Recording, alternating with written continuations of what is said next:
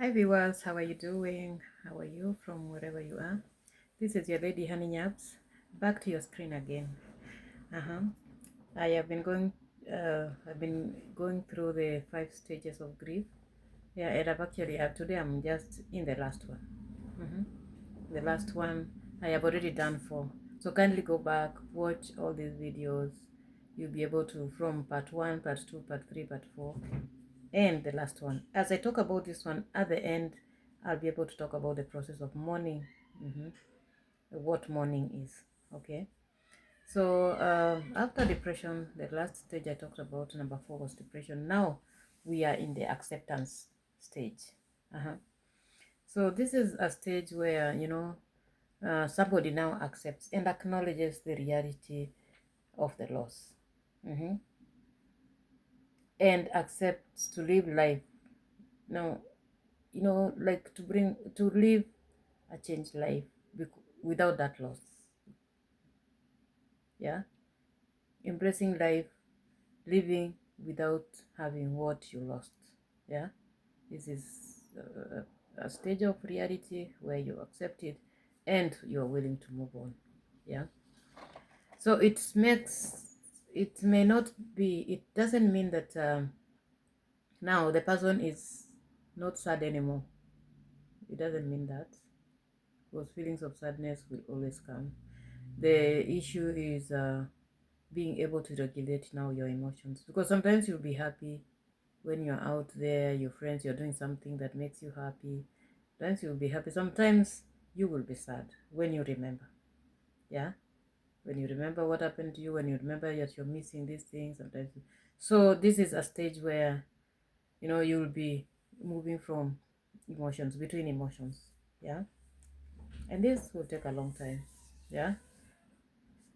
I think people can have different experiences. Maybe one day we'll be able to interview people if we are able, and maybe they can tell us whether they are still, whether they still feel those uh, emotions of after the people who have stayed for a long time. Maybe one day I can be able to interview them. They can give us their own experiences.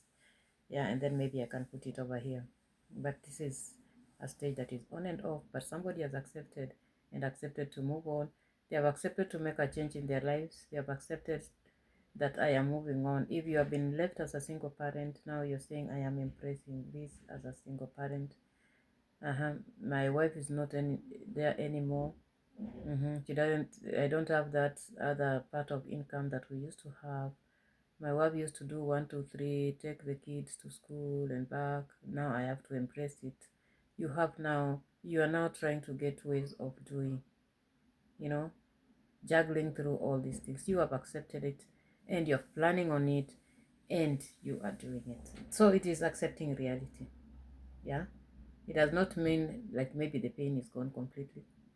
No, it does not mean that you are. This is normally like the last stage.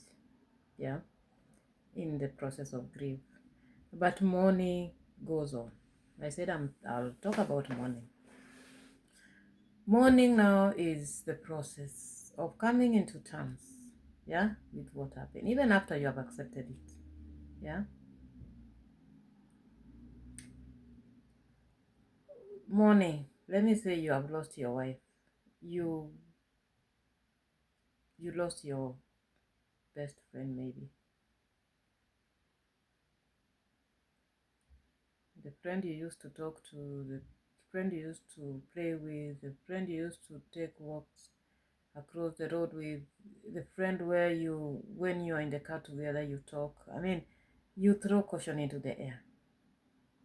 You miss that a lot, and you don't have another person like that anymore. Yeah.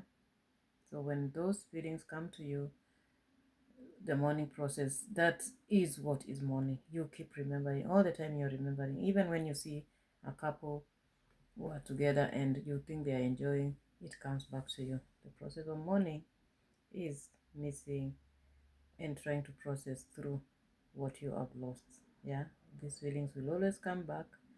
And I'm telling you, for some people, it can take a lifetime.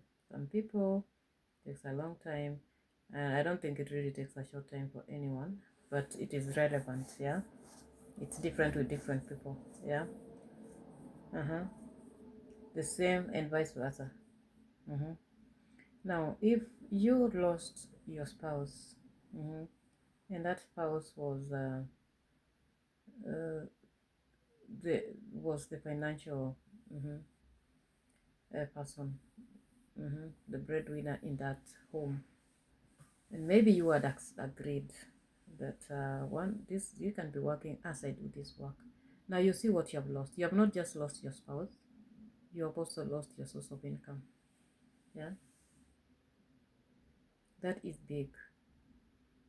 That is big because in several times people have to have a change of life, and in the process of grieving, when you come to acceptance, you have accepted that there's going to be a change of life, but it can be very hard. Like maybe if you didn't have your own house and you were renting, now you can't rent anymore. You have to think, where else can I go? Yeah, yeah. Where else can I go? The schools where your children were, maybe you can't pay them anymore. It's a whole change. It's a big process. This is a mourning process that there will be so many emotions of hurt, helplessness. You are dealing with that. You have to move. Sometimes, I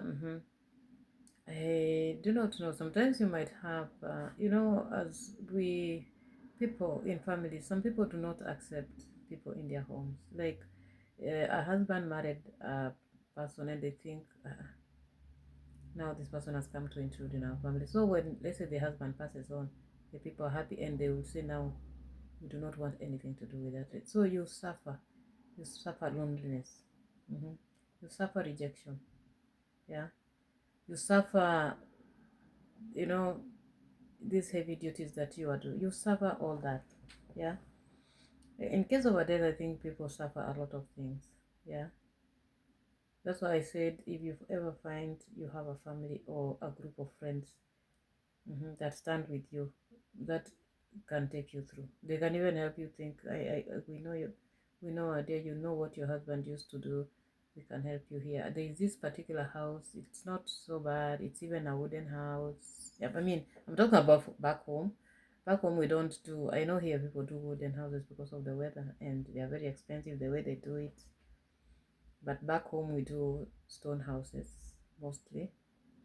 Those are the now most expensive houses. The wooden houses are cheaper because the wood is available and anybody plants it. So you just go cut the trees and extract. So they can tell you, this is, maybe you can start from here. It's okay. We'll be there with you. It's always important when you have that group of friends. So problems start when a spouse passes on. Rejection comes in. Abandonment comes in. As I told you, some other people who overstep boundaries can come to your home and say, now it's our child who was working, now bring the things. uh But you wonder, how come when he was alive he was not giving them those things, but now they think the person has passed on, now we can go. It's overstepping. I think it's overstepping boundaries and coming to mistreat, and also coming to, harass people. And because those people are not strong enough, they're just thinking about their loss. They're thinking about, they don't know how to fight, or they don't even know who to call.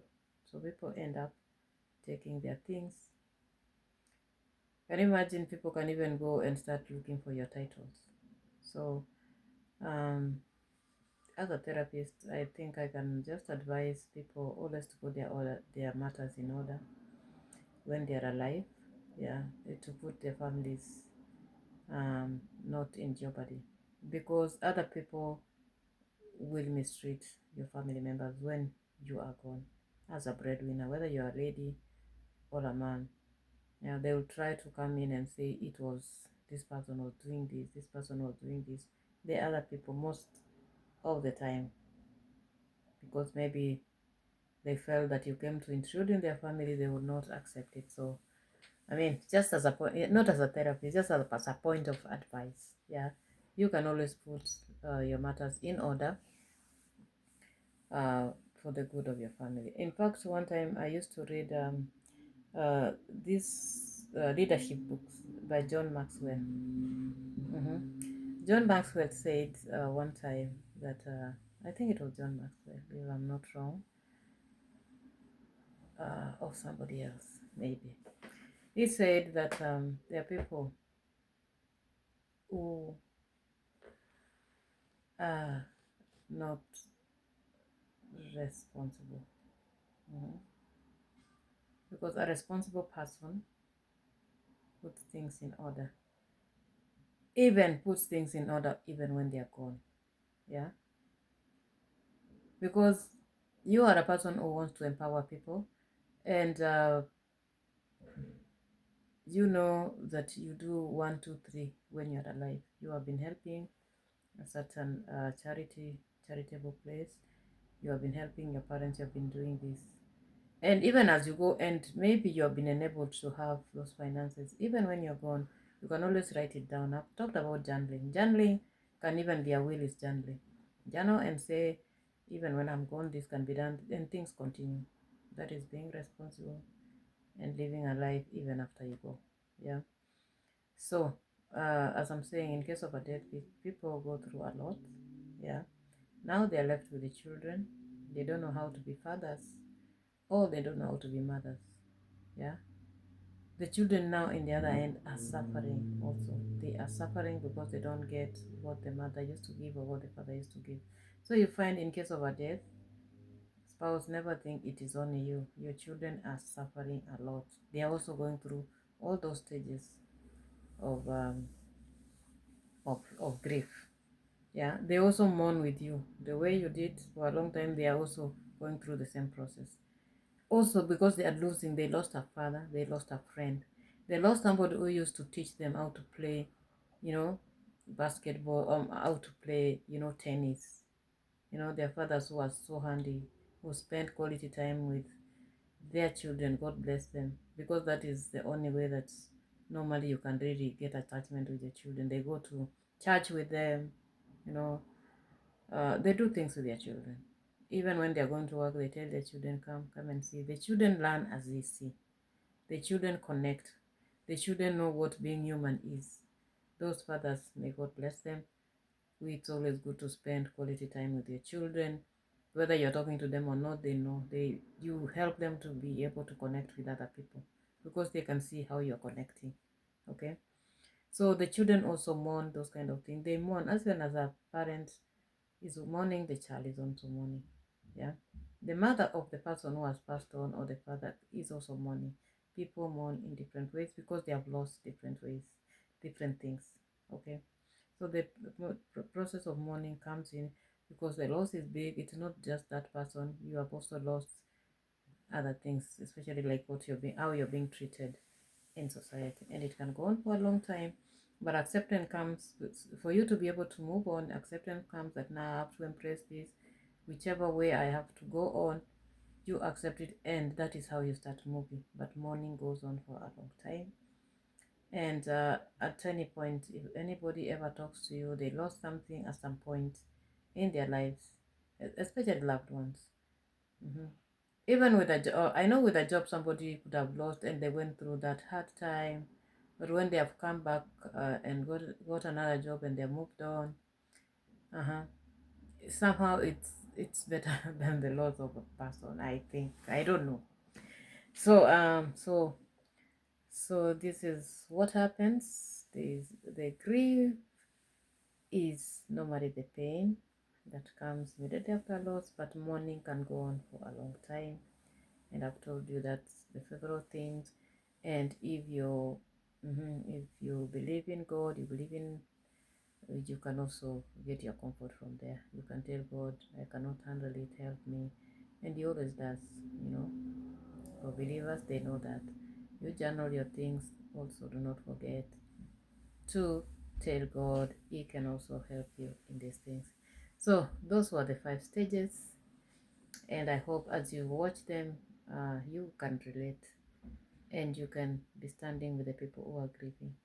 It is not an instant thing. It's not like now we have buried the person, let us move on. Let us now start. We are going to the next thing. You do not expect them even to win, in the next thing that they're going to do. Yeah, because I mean, why are they even going? Like, let's say somebody who's competitive in sports, or you know, or maybe they sing in the choir. Yeah, I mean, after burying your loved one, huh? It's not that now they are going to win. They are going to be their best. You know, if they are the soloist, they are going to be the best in. No, they will not.